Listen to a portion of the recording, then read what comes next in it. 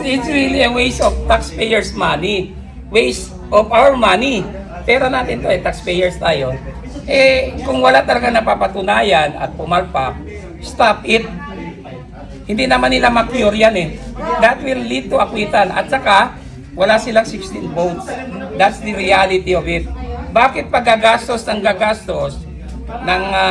taxpayers' money kung pwede naman nila i-stop that? Tapos yung pera na yan, kung magiging savings later, gastusin nila sa mga biktima ng flood control. Wala namang patutunguhan yung impeachment na yan Hindi yan mapapatunayan nila.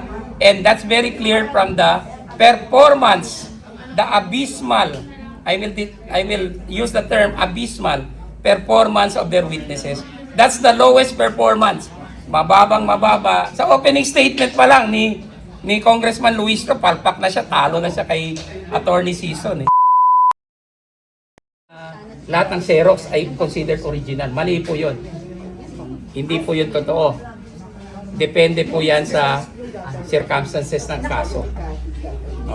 Kasi ang rule pa rin is the original must be produced. That's the best evidence kasi. Madali kasing pumeke baka marekto tayo kung Xerox ang gagamitin, hindi original. Delikado po yun. Attorney, 5 days na po yung impeachment. Sino po yun ang yamado ngayon? Defense o prosecutor? Well, kahit pa tanungin natin ang walang background sa batas, klaro sa nasaksihan ng lahat na palpak yung prosecution.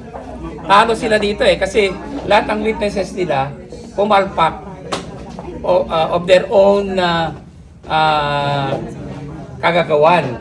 Mukhang hindi preparado ang prosecution sa kanilang kaso. Dahil yung mga witnesses, maraming mga inconsistencies. Major inconsistencies. Second, mukhang hindi nila nabasa yung kanilang investigation reports, yung kanilang affidavits, nagka-problema doon sa mga dates, tapos yung designation ni BP from Secretary of Education naging Secretary of Justice. At saka, yung kanilang sinasabi na-identify na nila ang mastermind, hindi totoo.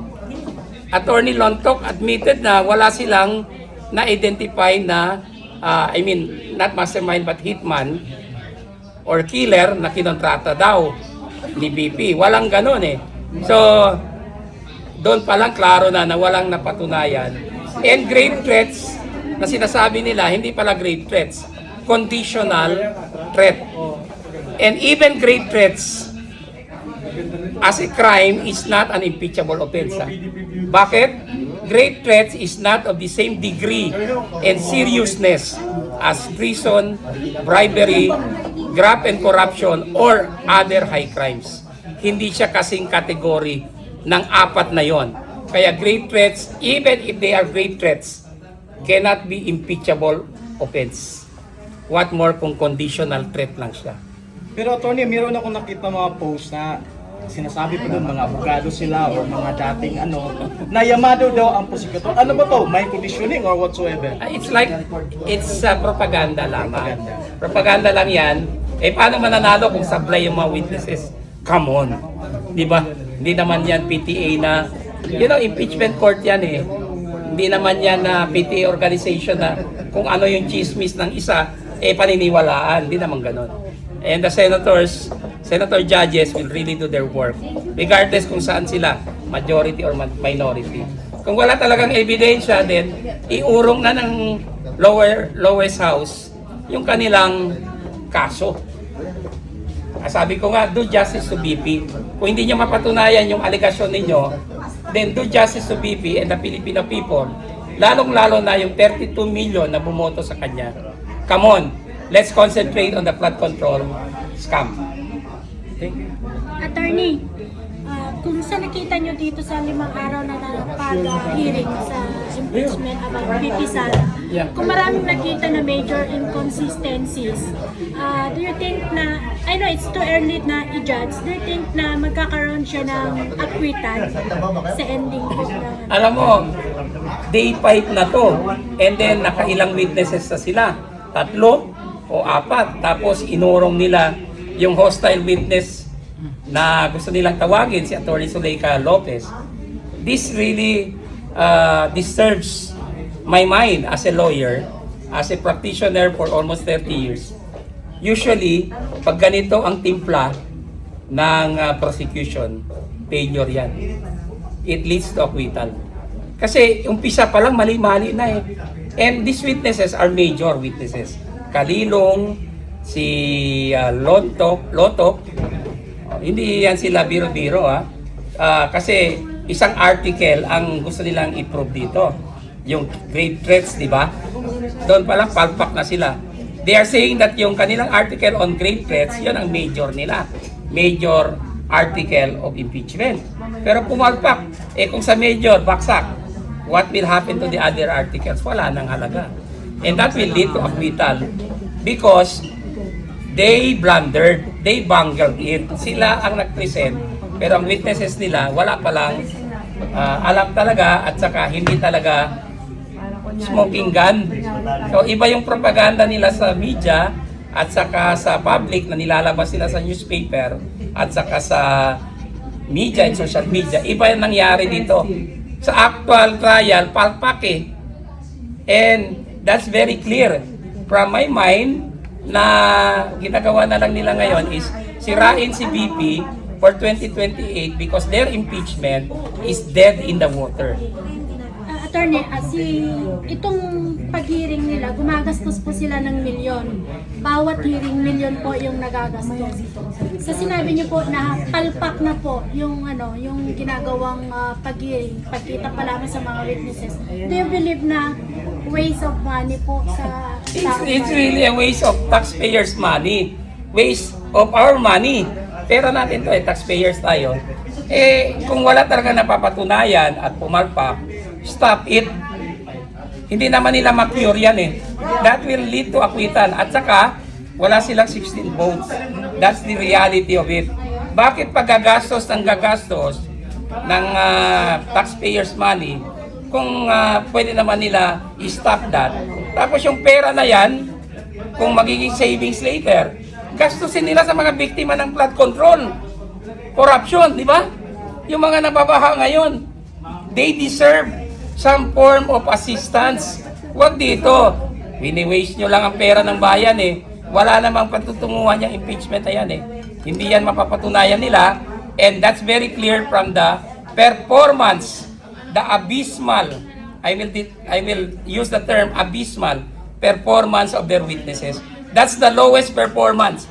Mababang mababa at saka hindi na ako nasusurpresa kasi klaro naman sa umpisa pa lang palpak na Sa opening statement pa lang ni Congressman Luistro, palpak na siya, talo na siya kay Attorney Sison Yung hearing, attorney, umaabot po ng 7 buwan. Ito ba pag, for example, gusto na natin i-stop, okay lang ba yun? Hindi tayo pwedeng mag-stop niyan kung tayo because we are not the Senate. But we can pressure the Senate because we are the body politic. Tayo naman ang Filipino people. I-pressure natin sila, tigilan nyo na yan. Kasi wala naman kayo mapapatunayan, sinasayang nyo lang ang pondo ninyo na dapat sana magamit pa sa ibang mga mas makabuluhang bagay. Katulad ng investigation sa flood control. Yan, game ako dyan kung gagastos sila. Kasi ilang billion ang nawala? Almost a trillion or more than a trillion pesos. Yan, that's worth spending. Pero dito sa impeachment, magkano? Few hundred million of confidential funds na ginastos naman talaga sa intelligence operations. Hinahabol mo and then gagastos ka ng billion. Where is the logic there? Di ba? Dapat magtipid tayo. We are in a crisis. Attorney Luna, pwede po magtanong? Yes. Attorney, bilang abogado po, may napapansin na po ba kayong lawyering ng mga senator dyan? Lawyering for the witnesses? For the prosecution. Wala naman siguro kasi karapatan nila to ask clarificatory question. Parte po ng role nila yan. Although I'm questioning the proceeding kasi yung Senate President hindi nagpe-preside. Di ba? Yun ang problema. Pero yung questioning by the senator judges, that's in accordance with law. Kasi dapat talaga mag-question sila para sila ay maliwanagan. Walang lawyering dyan. There's no lawyering. Part really of their work yan. Thank you. Follow up po, gano'ng kabigat po yung of all the senators, si Senator Padilla po yung nakapagtanong at nakapagpaliwanag about Romano, and then siya po yung nag-ask ng raw video ni VP. Actually, yung ginawa ni Senator Padilla, tama yon. At he disproved yung mga sinasabi ng mga kalaban niya sa politika na kulang ang kanyang kaalaman. So, it only proves na magaling si Senator Padilla. At ang kanyang, yung mga nagsasabi ng taliwas doon ay mga ano lang, intrigero lang.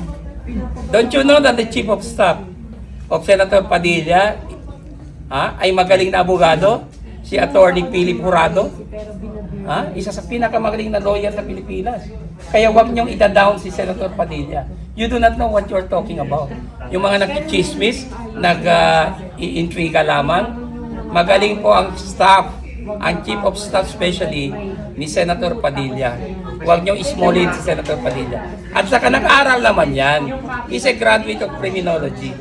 At ang criminology nagte-take up ng mga law subjects. So may alam si Senator Padilla. Attorney, yung mga sablay na mga witness, pwede ba silang mabalikan ng kaso? Well, kung nagsisinungaling talaga sila, perjury po yun. Falsely testifying under oath. Pero tingnan natin, pero ano pa bang gagawin natin dyan kay Lotok at saka kay Kalilong, sila mismo sinira na nila ang kanilang mga reputasyon Dahil mali-mali sila. Huwag na natin kasuhan. Anyway, they will be remembered in history na they bungled their case. Enough na yung punishment sa kanila. Attorney Luna, last question ako.